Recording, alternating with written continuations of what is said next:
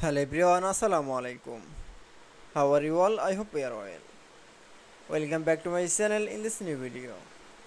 Today's video how to add line page border in Microsoft Publisher. So get ready started. Add first open your Publisher document. In this video I will show add line page border. Now going to the insert menu option, then click. Now select from text box. Now draw text box in all pages.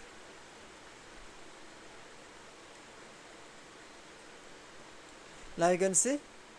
Now going to the format menu option, then click for shape fill option. Now NSS color. Shape outline option. Now NSS color.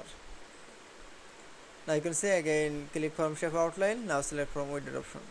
Now select from 6pt. That's it. Now you can see add line page border in publisher document is very easily. I hope you enjoyed the video. Please like, comment, share and subscribe my channel. Thanks for watching.